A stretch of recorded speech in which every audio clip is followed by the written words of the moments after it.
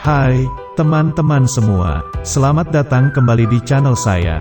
Di video kali ini, saya akan membahas tentang berikut ini jenis salep eksim yang diresepkan oleh dokter untuk mengatasi gejala pada penderita eksim.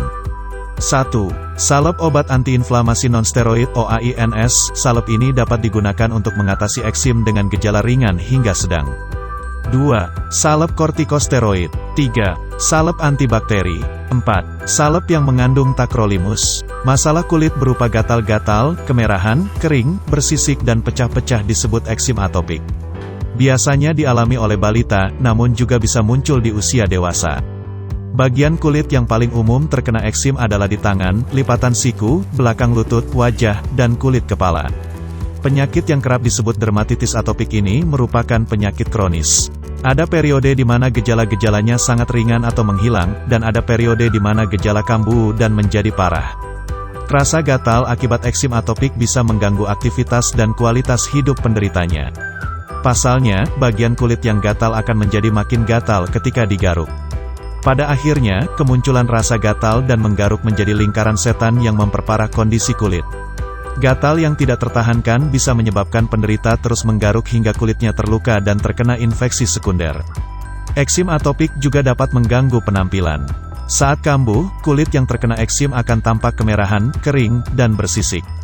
Saat gejala menghilang pun, seringkali tersisa noda-noda gelap di area kulit tersebut. Untungnya, noda-noda gelap bekas eksim ini akan menghilang sendiri setelah beberapa waktu. Penyakit eksim atopik kronis terkadang membuat penderitanya frustrasi dan stres karena tak bisa sembuh total. Saat berkonsultasi dengan dokter, biasanya ada 4 tujuan pengobatan yang ditetapkan bagi penderita eksim. Mulai dari mengurangi rasa gatal, memulihkan kondisi kulit, mencegah kekambuhan, dan menghindari risiko infeksi. Pengobatan yang diberikan oleh dokter bisa saja berbeda-beda. Perbedaan ini tergantung dari usia dan riwayat kesehatan pasien, tingkat keparahan gejala eksim, dan hal-hal lain yang dipertimbangkan oleh dokter. Jika digunakan sesuai petunjuk dokter, obat-obatan dan salep eksim yang diresepkan umumnya manjur untuk meredakan gejala-gejala penyakit kulit ini. Meski begitu, penderita mungkin saja tidak langsung cocok dengan satu langkah pengobatan, sehingga perlu terus bekerja sama dengan dokter sampai menemukan jenis atau kombinasi pengobatan yang tepat. Berikut ini jenis salep eksim yang diresepkan oleh dokter untuk mengatasi gejala pada penderita eksim. 1. Salep obat antiinflamasi nonsteroid (OAINS). Salep ini dapat digunakan untuk mengatasi eksim dengan gejala ringan hingga sedang.